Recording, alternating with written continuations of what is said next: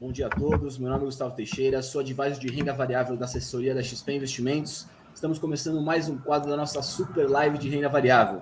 Bom, antes de começarmos, gostaria de pedir primeiramente para que todos acessem o nosso canal, liguem o sininho para acompanhar toda a assessoria live da XP. Temos um canal muito bacana hoje, 12 horas, falando de renda variável com convidados muito especiais. Tá? Pessoal, antes de a gente começar a falar aqui do nosso conteúdo, gostaria de fazer um pedido para vocês. Sei que vocês devem estar cansados de ouvir, mas, pessoal, super importante, fiquem em casa, saiam apenas se for realmente necessário e, claro, tomando todas as precauções para evitar uma contaminação ou uma disseminação do vírus, tá? Bom, sem mais delongas, nesse módulo agora vamos falar do setor de bebidas e proteínas e para isso contaremos com toda a expertise da nossa analista Betina Roxo e do Rafael Bevilacqua, estrategista-chefe da Levante.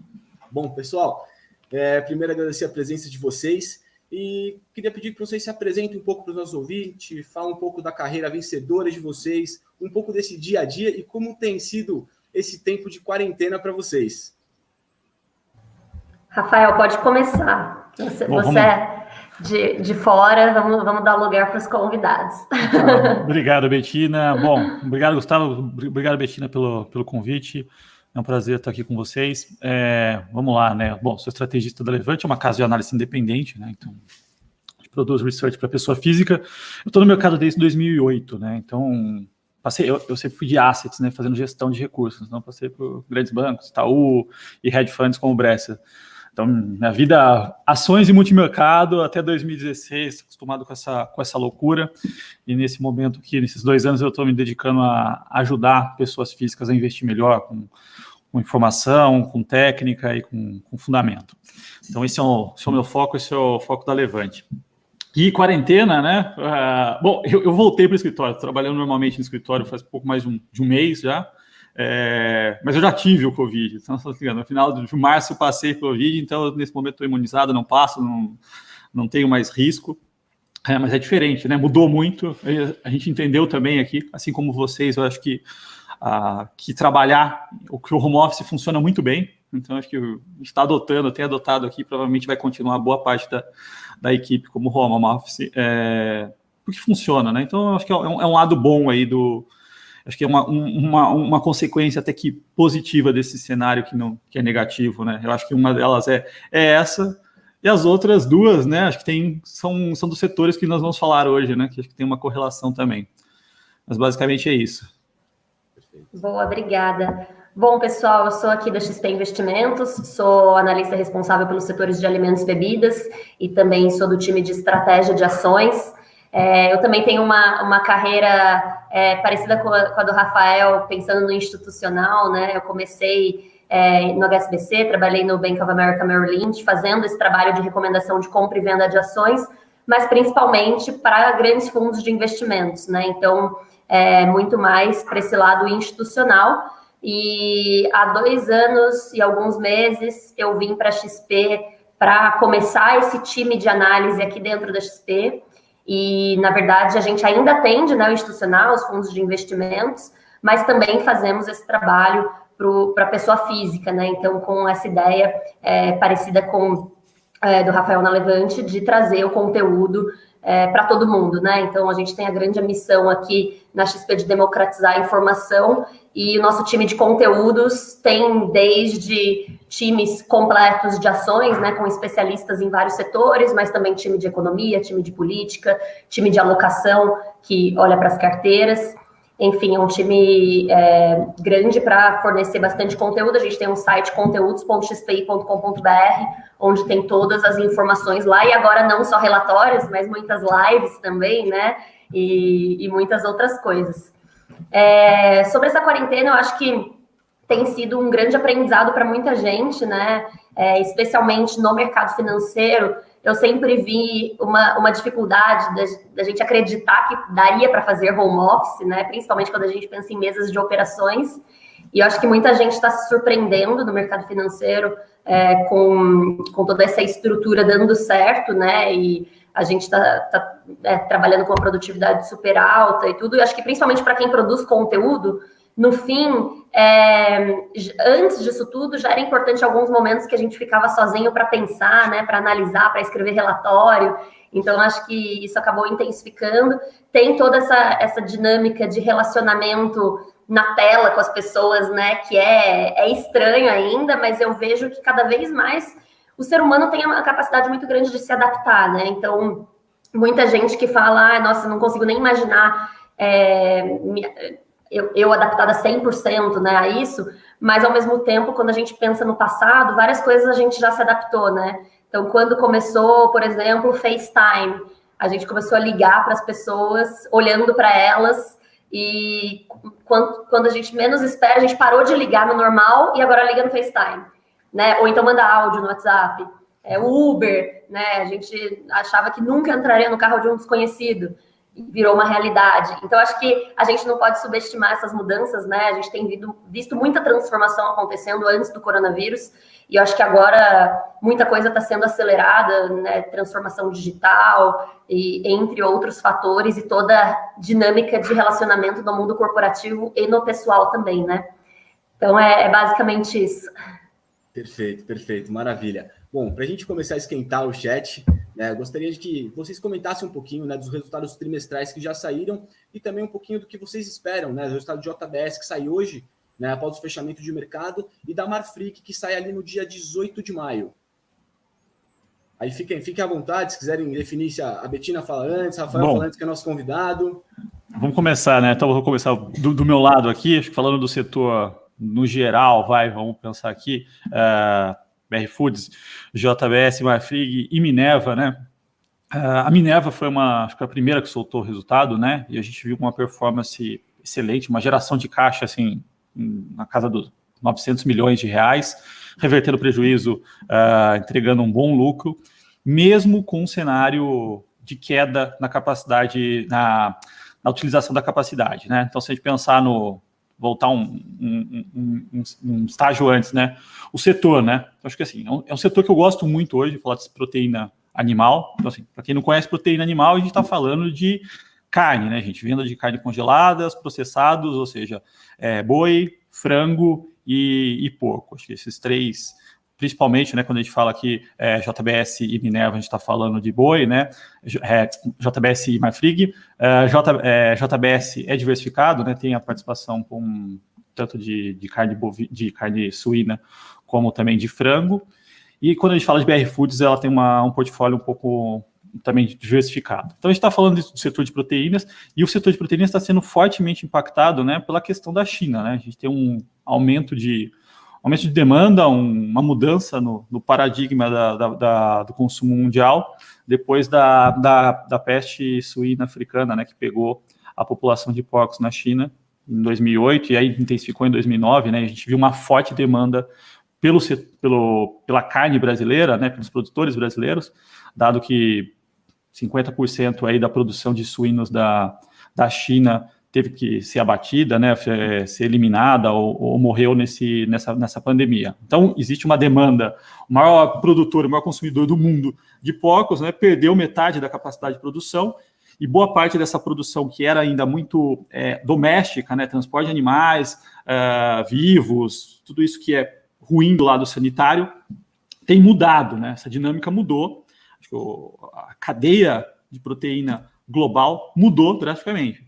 E isso é um dos drivers que está impulsionando, né? Os preços, a gente viu isso no próprio mercado brasileiro, né? Que acompanha o dia a dia, né? É muito importante para o investidor e para o analista, mas no ano passado a gente viu aqui uma alta da carne no mercado brasileiro. Essa alta permaneceu, né? Ela veio para ficar, dada essa mudança. Então, esse é um dos pontos principais que tem ajudado, assim, tem dólar, entre outros, tem ajudado os resultados. Então, assim, resultados devem mostrar variação, a gente vai ter um impacto de variação cambial, dado dívidas em dólares, mas elas estão redeadas, né? Então, o que a gente viu na própria Minerva foi um ganho em função de hedge, que contribuiu nessa forte geração de caixa dela.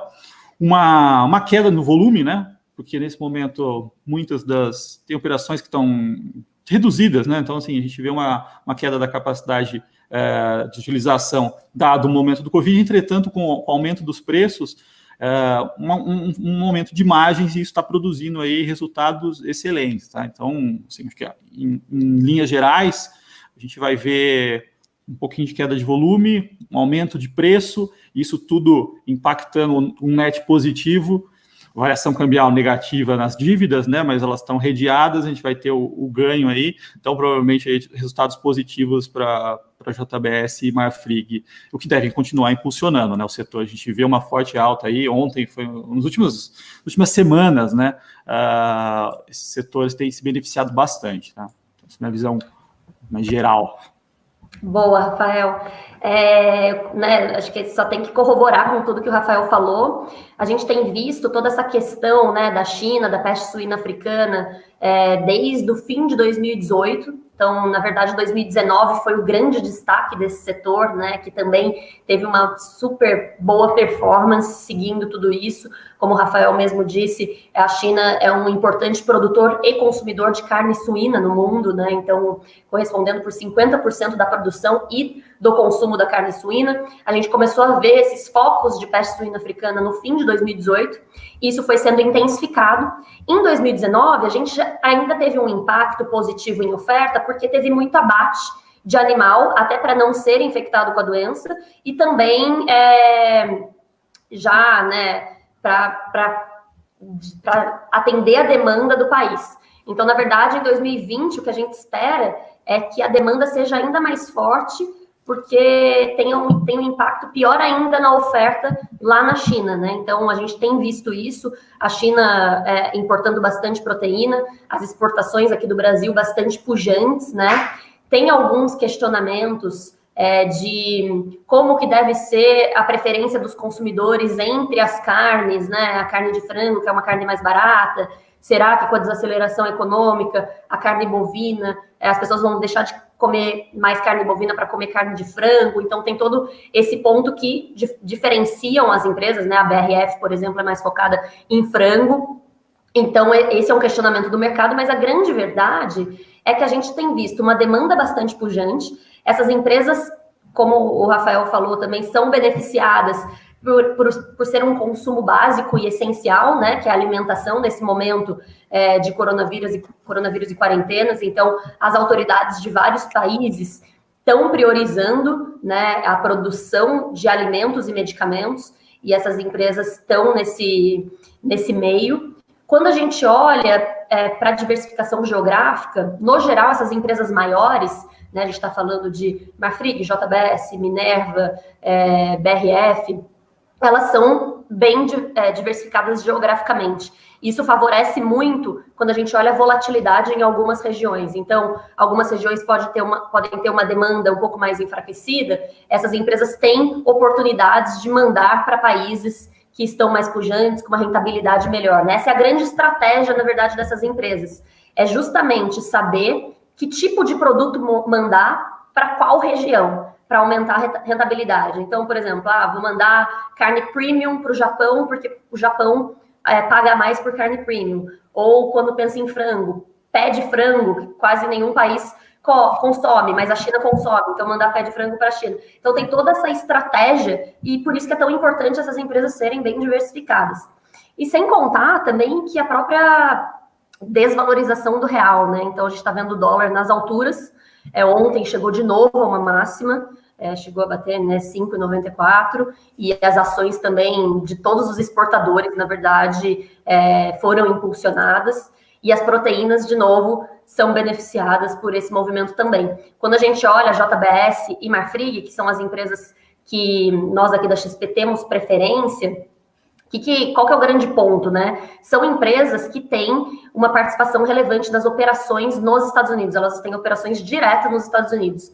E, na nossa visão, os Estados Unidos é um país que oferece maior resiliência nesse setor. Quando a gente olha as diferenças entre Estados Unidos e Brasil, basicamente, nos Estados Unidos a produção, né, de gado de proteína é muito mais por confinamento de gado, e tem uma limitação de espaço e de mão de obra. Então, que é diferente aqui do Brasil, que tem vastas áreas, né? O gado fica solto no pasto e não tem limitação de área e nem de mão de obra. Então, as margens lá tendem a ser mais estáveis. E a renda disponível da população mais alta, né, que aqui no Brasil, o que favorece o consumo de carnes, principalmente da carne bovina, que é uma carne mais cara. Além disso, toda essa questão, né, do dólar tem, então, esse impacto positivo das operações dos Estados Unidos, quando a gente fala de translation da moeda, né, quando a gente volta o valor para o real, e também das exportações daqui do Brasil e da América Latina, né? Tanto a JBS quanto a Marfrig exportam bastante da produção aqui do Brasil e da América Latina e ganham também com o câmbio e com os preços mais altos, em dólar até, né, das proteínas. Um ponto de observação é que a gente tem visto contaminação de algumas plantas nos Estados Unidos, aqui no Brasil também, né? Então, a gente tem visto um mercado de proteínas bastante volátil, porque essas plantas têm que fechar, né? No geral, em média, elas estão fechando por 2 semanas, mas isso gera um desequilíbrio entre oferta e demanda. Como o Rafael falou, né? Também tem esse aumento dos preços quando a oferta diminui, mas ao mesmo tempo tem também bastante volatilidade. Então, para o resultado de JBS, para esse primeiro TRI, a gente espera que seja um resultado forte, mas ainda com uma margem assim parecida com o que é nos primeiros TRIs mesmo, até porque o primeiro trimestre geralmente é sazonalmente mais fraco para as proteínas, né? A gente vê nos Estados Unidos o frio, que fica mais difícil, né? A produção de gado, aqui no Brasil as chuvas, que é difícil também pegar o gado do pasto, então já tem esse efeito, mas no geral são resultados muito fortes, potencializados ainda mais pelas exportações e pelo câmbio. A BRF também já reportou resultados, o resultado foi melhor do que esperado, no dia a ação chegou a subir mais de 10%, né? O Brasil surpreendeu, principalmente com um mix de produtos favorável, né, com os produtos industrializados, e também a Ásia continuou indo muito bem, mostrando de fato toda essa pujança do país asiático, né, e que a gente acha que vai continuar para frente e vai continuar sustentando os resultados dessas empresas. Perfeito, maravilha. Quer completar, Rafael? Não, vamos lá, acho que com todos os pontos aí concordo, né? Acho que a gente tem um grande case nesse setor. Eu gosto de JBS, Minerva, gosto de Marfrig, apesar de não ter nesse momento, mas são empresas que eu estou olhando o tempo inteiro. E a gente vê exatamente todos esses pontos aí muito positivos. Do lado de China, né? Que eu acho que é um grande motor ainda, se a gente pensar na operação da Minerva, que está mais localizada no Brasil, e na operação Atenas, que é a América do Sul. Então, China tem sido um grande motor para a companhia, porque além das questões, né, da gripe da peste suína, né, que mudou drasticamente esse cenário, nós tivemos a China em quarentena, né? Então, isso acabou, de alguma forma, os portos estavam funcionando, logística funcionando normalmente. Só que, para entrar de um estado para outro, às vezes tinha que o caminhoneiro esperar 7 dias, 15 dias. Isso fez com que a cadeia, né, o estoque de proteínas caísse, né? A gente viu queda de estoque de soja, de farelo de soja. Então, a gente, quando acompanha, pega os pontos a balança comercial nossa, né, a gente vê um forte crescimento dessas commodities, né, atreladas às sojas, e também das proteínas aí para a China. Então, além desse ponto, né, dessa mudança na cadeia mundial, do dólar, a gente tem a questão do Covid, né, que nesse momento, o que é defensivo? As pessoas vão parar de fazer tudo, menos comer. Acho que essa é uma coisa importante. As pessoas estão comendo. A gente não teve uma queda de renda ainda no mundo, né? Provavelmente a gente vai ter desemprego e tudo mais, mas a queda de renda ainda ela vai vir, né? No segundo momento, o desemprego está começando, os Estados Unidos já começou, mas tem os auxílios. Então as pessoas estão preocupadas com isso. A gente viu vendas em semi-stores dos supermercados crescendo. Assim, uma coisa que as pessoas não vão parar é de comer. E a questão da China, né? Como teve a questão com o porco, né? Eles são os maiores consumidores de carne suína do mundo. A partir do momento que você começa a inserir uma proteína, uma carne de boi, né, uma carne de vaca, que é mais nobre, é mais saborosa, é difícil você voltar, né? Então você começa a introduzir uma coisa no teu paladar, no teu dia a dia, que é uma carne mais nobre, né? E isso começa a ficar meio que permanente na vida das pessoas. Então, assim, a penetração da carne bovina na China, esse aumento, também é um ponto que vem para ficar. A partir do momento que você sobe do degrau, é difícil você voltar, né? Então, isso é uma coisa importante, o que acaba ajudando o nosso setor também. Perfeito, maravilha. Puxa, eu acho que só nesse ponto de China, a gente fala há muito tempo, né, de crescimento do consumo da China, e é interessante pensar que quando a gente olha todas as proteínas, as maiores, né, bovinos, suínos, frango e caprinos, a gente está falando que a China consome por ano, por pessoa, 48 quilos de carne. E a média dos maiores países, né, dos 20 maiores consumidores, é de 66 quilos por ano, por pessoa. Então, se a gente falar que a China pode chegar nessa média, isso assim, pensando em renda disponível, a mudança no perfil de consumo das pessoas, né, que tem acontecido nos últimos anos, isso já seria um aumento de 25 milhões de toneladas, que é o que o Brasil e a Rússia consomem juntos. Então, é uma dinâmica que é bastante interessante e que sempre vem sido destacada, né, e falada pelos analistas desse setor. E esse é um ponto que também, mesmo que não tenha esse aumento no consumo médio, o próprio crescimento populacional também é um outro fator que contribui, né, para esse consumo. Muita gente pergunta sobre o consumo de carne vegetal, como que isso impacta toda essa equação. Eu vejo 2 pontos, assim, claro que a gente também não pode subestimar o longo prazo, né, porque cada vez mais a gente tem visto tecnologias que favorecem essas carnes vegetais e até uma acessibilidade maior. Por hora, essas carnes ainda são caras, então ainda é complexo para a pessoa trocar a carne, mas também nada impede de daqui a alguns anos toda essa tecnologia aumentar a eficiência dessa produção, mas acho que não é ainda um ponto para o curto prazo, né, para o curto médio prazo, para que mude completamente essa dinâmica. E o segundo ponto é que as empresas mesmo as empresas, né, dessas proteínas tradicionais, estão de olho nesse setor. Então, elas têm iniciativas nessa linha, o que é um ponto que eu acho muito positivo, porque mostra que elas estão posicionadas, né, para uma potencial mudança. Então, acho que as proteínas são um case bem redondo, né, de resultados bons e que devem continuar bons ainda para frente, de todo esse pensamento de longo prazo, de estratégia e bem posicionadas. E terceiro, que é endividamento baixo, né? No passado elas tinham um endividamento muito alto e elas fizeram um trabalho, todas essas 4 que a gente está falando, fizeram um trabalho bem forte de gerenciamento das dívidas, né? E desalavancaram muito o balanço delas, o que é muito positivo, principalmente nesse momento, que é desafiador, né? Por mais que elas estejam bem, né, com resultado bom, com um fluxo de caixa favorável, é muito importante as empresas, nesse momento, terem um balanço sólido e caixa suficiente para passar por esse momento, né? Perfeito, maravilha. Puxando um pouquinho da resposta de vocês, né, o Rafael comentou da questão de ser uma ação mais defensiva, né? A gente tem hoje um consumo de carne que aumenta, a população aumentando, então a busca pela proteína está cada vez maior. Vocês acreditam que a gente pode considerar, né, o setor hoje de proteínas como um setor defensivo dentro da carteira dos investidores? Bom, vamos lá. Começar então. Bom, acho que assim, o defensivo, né? Uma ação defensiva, eu vejo muita gente criando assim, classes do tipo, essa ação é sempre defensiva, e as coisas mudam, né? Então, assim, a gente falasse em 2014, 2015, com certeza esse setor, a gente não estava falando no setor defensivo.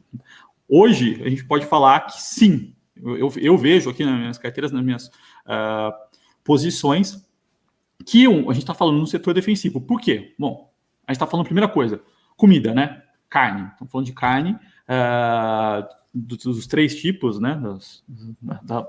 Falando de volume, né? A gente está falando de boi, frango e porco. Então, assim, as pessoas nesse cenário, elas não vão parar de comer.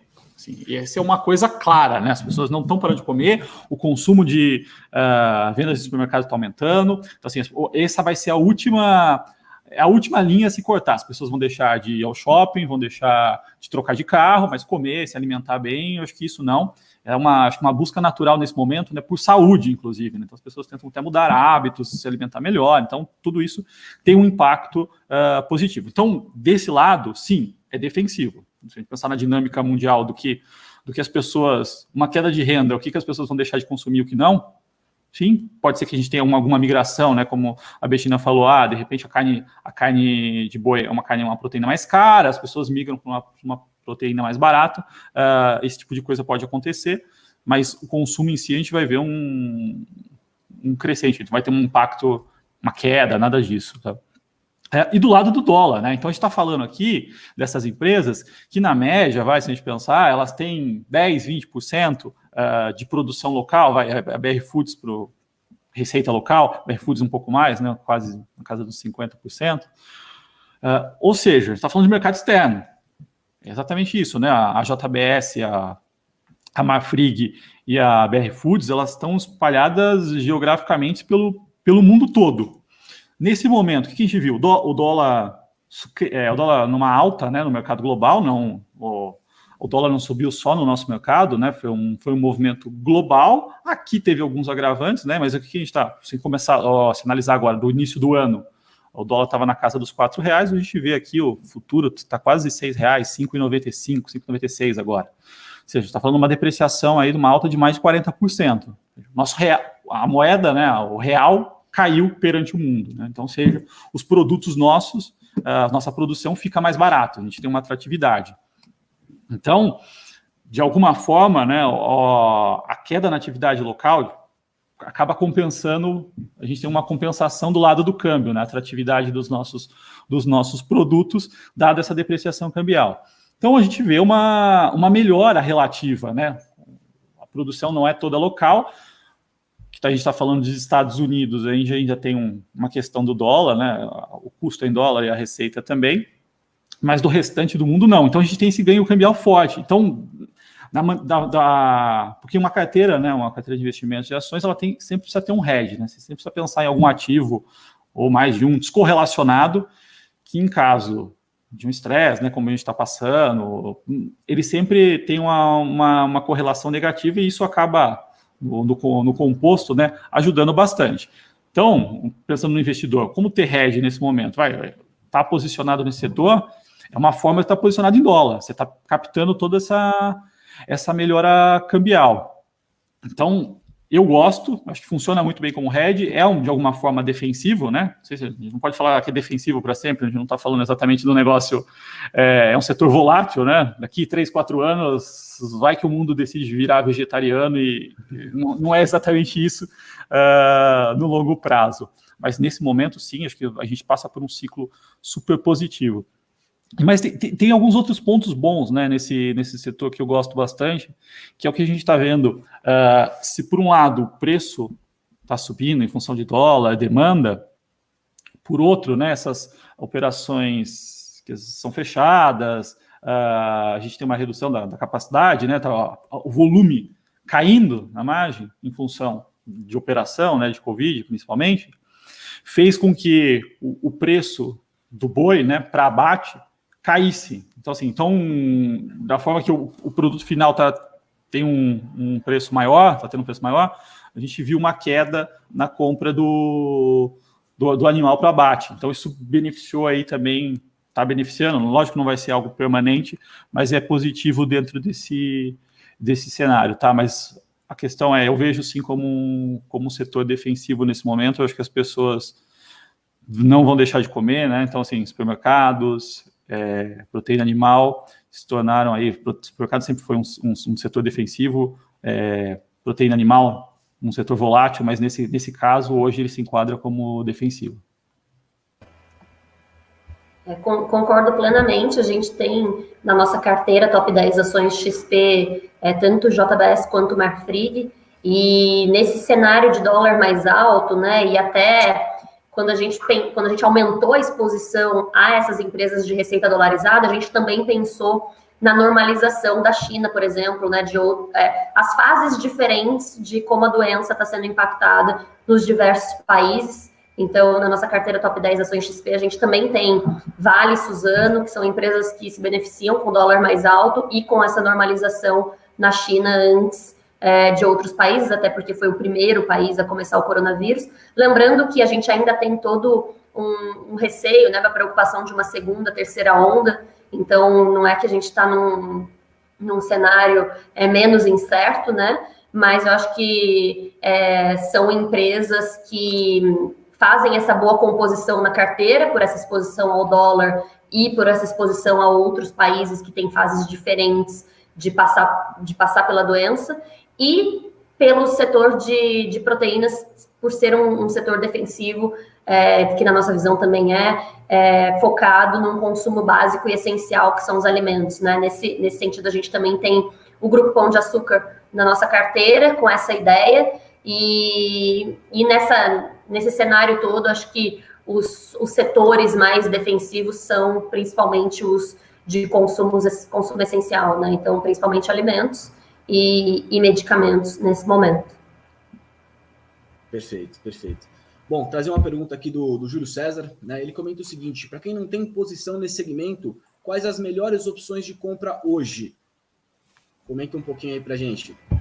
Acho que hoje, assim, é um cenário super favorável, porque as empresas estão muito descontadas, né? Apesar já da alta que a gente viu nesse ano, antes a gente teve uma grande queda, né? Mas o resultado delas está cada vez melhor. Então, quando a gente olha, né, o EV/EBITDA, que é o múltiplo que a gente usa para esse setor, que é o múltiplo de comparação para ver se a ação está atrativa, elas estão em patamares bastante descontados, né? Então, eu não tenho Minerva na cobertura, então o Rafael pode falar melhor, mas tanto BRF, quanto JBS, quanto Marfrig estão descontadas. Então, por isso que, na verdade, a gente tem também recomendação de compra para as três. JBS e Marfrig acabam sendo as nossas preferidas pela exposição aos Estados Unidos, né? Mais exposição ao mercado internacional e toda essa diversificação. Quando a gente olha a JBS, em termos de produtos, ela é ainda mais diversificada, porque ela não tem só exposição à carne bovina, né? Tem a carne de frango e a carne suína também, o que é positivo, justamente porque a gente não sabe como que vai ser a realocação de consumo das pessoas, né? Então, de novo, JBS e Marfrig são nossas preferidas, mas a gente tem recomendação de compra nas três, e a gente acha que as três ações estão em patamares muito atrativos, né? A BRF está negociando EV/EBITDA de 5,7 vezes esse ano, que é bastante baixo. A gente está falando de um justo entre 8 e 9 vezes, então é bastante atrativo. Marfrig, 4 vezes EV/EBITDA, então também abaixo dos 5, 6 vezes que é o justo, né? E JBS também em 5 vezes, que é abaixo, 4 a 5 vezes, né? Que é abaixo também do justo, então as três em patamares bastante atrativos. Eu acho que, vamos lá, complementando, né? Exatamente, a gente está vendo o setor entre 4 e 5 vezes e pouquinho EV/EBITDA para esse ano, que é um baita de uma atratividade, né? Eu acho que, e considerando que esse ano a gente tem uma redução de earnings das maiorias das empresas, a gente vai ver se todas elas sendo negociadas a múltiplos maiores, que a média histórica, o S&P, a gente está vendo esse movimento, e aqui a gente está falando de um setor que está sendo negociado a 4, 5 vezes geração de caixa. A Minerva está mais ou menos nesse patamar, né? Está mais próxima de 6 vezes geração de caixa. Uma coisa que eu gosto bastante na Minerva é a questão, acho que todas elas, né, fizeram o trabalho de casa e fizeram uma redução da dívida, então estruturalmente a gente está falando no setor mais próximo de 2 vezes e meia net debt EBITDA, ou seja, então, 2 vezes e meia geração de caixa, paga a dívida da empresa, tá? Então acho que e do lado da Minerva eu gosto bastante porque ela tem a dívida dela está mais alongada, mas sim, sem dúvida, é bem atrativo nesse momento. É bem descontado, né? Você está entrando, enquanto a maioria dos setores a gente vê uma queda de lucro e um aumento de múltiplos, né? Aqui a gente está vendo múltiplos extremamente baixos e um aumento nos resultados, né? Então a gente vai ver um crescimento aí de mais EBITDA, né, desse ano, um crescimento expressivo, tá? Então, acho que eu gosto bastante. A questão é exatamente, uma das que eu gosto bastante é a JBS, por estar diversificada. Então, dos grandes players, você tem uma diversificação, né? Você está em todos os mercados, você tem mais processados, então você tem uma empresa ali que está se colocando como um grande portfólio, né? Não só como simplesmente pensar em Marfrig e Minerva, né? A BIF, elas são abatedoras, né? Uma commodity, né? Ela pega o animal, mata e congela e vende. Então, você está falando de um negócio mais comoditizado, né? Do lado da JBS, não, é um portfólio mais amplo, né? Então, tem abatedor na Austrália, então ela consegue diversificar muito bem o portfólio dela. Então, acho que essa composição, eu gosto dessa composição de ter uma mais para o lado diversificado, processados, uma margem mais alta, no caso do JBS, e uma do lado de puramente frigorífico mesmo, abatedor, ou Minerva, ou Marfrig, né? A gente está falando Minerva um pouco mais small caps, mas se a gente pega o setor todo, a gente vê aí uma atratividade bem interessante, né? E é o movimento que a gente está vendo, né? A gente está vendo uma alta forte de todas elas, em função dessa melhora global do setor, né? E dólar, entre outros pontos aí que nós comentamos. Perfeito, perfeito. Bom, vamos trazer mais uma pergunta aqui, exclusiva da JBS, que a Cris Valéria fez aqui com a gente, tá? Ela quer saber o seguinte: as ações da JBS podem voltar a ser afetadas por razões políticas, como nos episódios de Joesley Batista? Vamos lá, né? Acho que Vou deixar essa para você, Rafael. Até então, né, o que parece questões de lava-jatos e tudo mais ficaram para trás. Então, assim, ficaram já meio que foi limpo, do balanço, e tudo indica que não vão ter mais consequências em relação a isso. Dizer que não tem como, assim, é um negócio meio imprevisível, né? Acho que tudo indica que não, que encerrou. Existe hoje uma atratividade, né? Isso está no preço, né? A gente vê um múltiplo bem atrativo. Assim, eu acredito que não. Mas não é um negócio... Eles fizeram um trabalho de governança bem sério, né, depois disso. Então, até quando a gente deu a recomendação de compra no ano passado, a gente deu a recomendação de compra quando a gente viu que as notícias já não faziam efeito, né, na ação, quando saíam notícias no jornal, e depois de entender o que de fato a empresa tem feito, né? Acho que um ponto importante é que eles agiram muito rápido depois de tudo isso.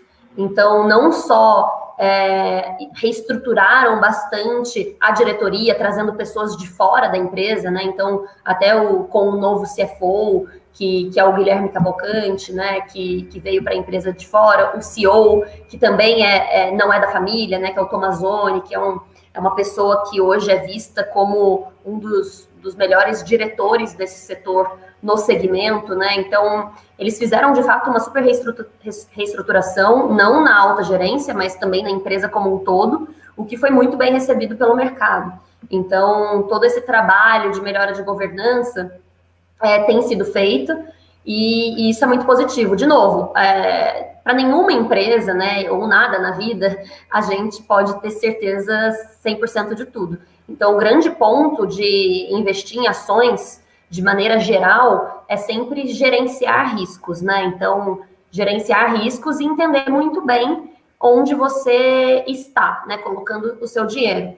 Então, é importante entender o que as empresas como um todo têm feito. Eu acho que toda essa questão de meio ambiente, governança, sustentabilidade é um ponto que tem sido levantado de maneira geral pela indústria. A gente tem visto grandes fundos de investimentos, né, grandes investidores que tomam isso como o primeiro ponto para investir, né, para investir numa empresa. No passado, esse era o último ponto.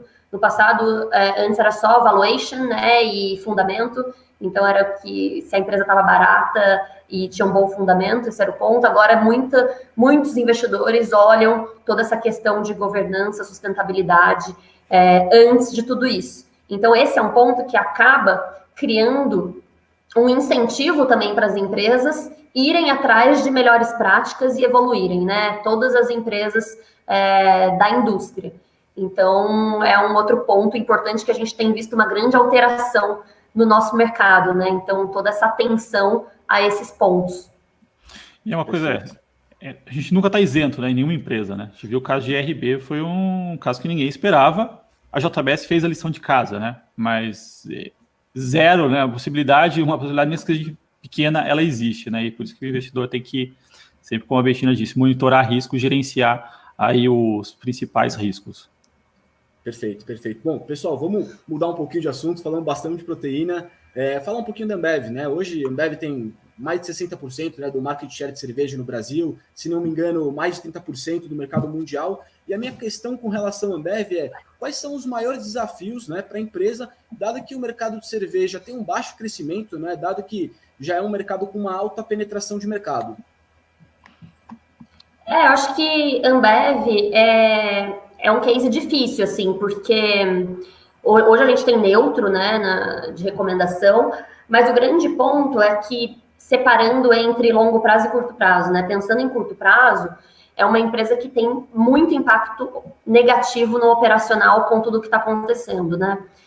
Quando a gente olha só para o Brasil, que é um segmento bem importante, né, metade do resultado da empresa, a gente está falando que cerveja, 55% das vendas vem de bares e restaurantes. E os bares e restaurantes estão fechados, né? A gente viu, inclusive, os resultados do primeiro trimestre mostrando já uma queda bem acentuada do volume de cerveja, caiu 11,5% ano contra ano. Então, foi até acima do que o mercado esperava, que era em torno de 10%, mas, enfim, na mesma grandeza. E a própria Ambev falou que o segundo tri vai ser ainda mais desafiador, né? Porque as quarentenas e paralisações pegaram mais tempo ainda. Então, de fato, é realmente muito desafiador para o operacional dela. Os volumes devem cair bastante nesse segundo trimestre. Mas, por outro lado, é uma empresa que tem mais caixa do que dívida, né? É uma empresa bastante sólida, uma empresa que tem um time muito bom, mas quando a gente olha as ações, na nossa visão, são ações que estão em patamares justos e, enfim, quando a gente olha empresas que também têm impactos operacionais relevantes, mas bons fundamentos no longo prazo, a gente acha que é melhor se posicionar em outros nomes expostos à atividade doméstica, né? Então, Ambev é um papel ainda que, na nossa visão, faz sentido ter uma recomendação neutra. Bom, vamos lá, acho que eu concordo em muita coisa aí com a Bettina. Falando do lado de empresa, né, eu não tem como tirar o mérito, que é uma empresa que nas últimas décadas aí conseguiu crescer absurdamente, está no setor perene, né, da economia, tem um baita de um time, então, assim, muito bem tocada, muito bem gerida, caixa, acho que isso não é o ponto de discussão, mas a questão é exatamente a atratividade ou não. A gente tem exatamente esse ponto do Covid, né, que fizeram com que a demanda de bares e restaurantes zerasse, né, então está tendo um impacto forte, a gente viu isso no resultado, mas se a gente pegar mesmo esse momento, analisar a Ambev em janeiro desse ano, sem considerar os eventos do Covid, eu vi um cenário desafiador, mesmo nesse momento, né? Porque a gente tem uma penetração extremamente alta de cerveja no Brasil e no mundo. Ou seja, como é que as pessoas vão consumir mais cerveja? Esse é o grande ponto, né? As pessoas vão consumir mais cerveja? Se você dobrar a renda do brasileiro, ele vai consumir mais cerveja? Isso vai ter... Qual vai ser o impacto na venda de cerveja? Provavelmente muito baixo, tá? Então, assim, o brasileiro não consome um nível altíssimo, já que não é mais justificável aumentar, tá? Isso a gente vê. Provavelmente o brasileiro pode consumir mais outros tipos de bebidas que tem baixa penetração, um vinho, espumante, sim, porque isso é pouco penetrado. Mas em si, cerveja é um negócio que é difícil fazer as pessoas consumirem mais, não é renda. E no mundo também. A Ambev teve um modelo de negócio, né, nos últimos 10 anos, né, que foi, sei lá, até mais, que era com relação à aquisição. Então, ela crescia com um modelo de aquisição, de fazer uma gestão melhor na empresa, ela entrava com o modelo de negócio delas e conseguiu crescer muito bem. Esse modelo meio que se esgotou, né? Nesse momento você não vê mais... primeiro que você tem uma concentração muito grande. Então você não consegue comprar, não vai conseguir comprar uma concorrente grande. Acho que esse é um ponto importante. E o que a gente vê, né? Se a gente pensar até no lado pensa o investidor, né, ele tem muitas coisas que a gente observa como consumidor são importantes. Então, o que a gente viu nos últimos 4, 5 anos? Os mercados que tinham, sei lá, 10, 8, 15 tipos de cerveja, hoje tem 50, 60.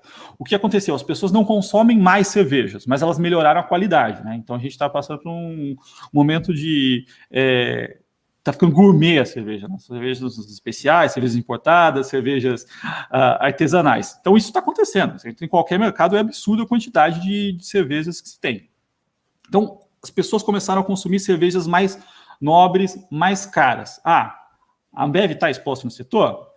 Ela está, né? Ela tem aquisição de várias, né? Uma que conseguiu ganhar escala foi a própria Colorado, então ela está nesse mercado, mas esse movimento como um todo, né, ele de alguma forma prejudica. A gente viu até a própria Ambev perdendo espaço para Heineken, né? Então, assim, ganhando um espaço forte, que é uma das cervejas mais baratas. Eu não entendo nada de cerveja, mas pelo que eu escuto com as pessoas cervejeiras falando, tem melhor qualidade, né? Então, a Ambev sempre se colocou muito com aquela empresa de gestão, reduzir custo e... Até então não usa 100% de malte, vários pontos que prejudicam a qualidade da cerveja em escala, e hoje que a gente vê no mundo, né, é uma mudança nesse gosto. Então, acho que isso é uma coisa importante, as pessoas estão mudando, né, aumentando qualidade e o ticket médio sobe, e aí fica mais difícil, né, porque você tem um modelo de negócio para fazer aquisição de um monte de cerveja artesanal em que você não consegue botar um modelo de negócio escalável ali, é difícil. Né? A Ambev tem um modelo escalável, um modelo de grande volume, né?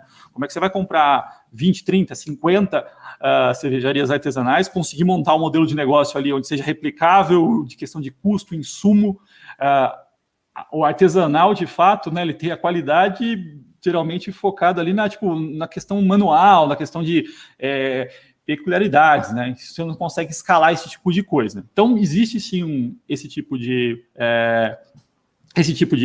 movimento, né? Além disso, uma outra coisa que a gente vinha observando, mesmo antes do Covid, era uma queda de volume, né? Então, se pegar de 2016 para cá, assim, os volumes não cresciam, a gente via trimestre até caindo, porque de alguma forma, né, o novo mundo, as novas gerações, as pessoas estavam trocando bares por apps, né?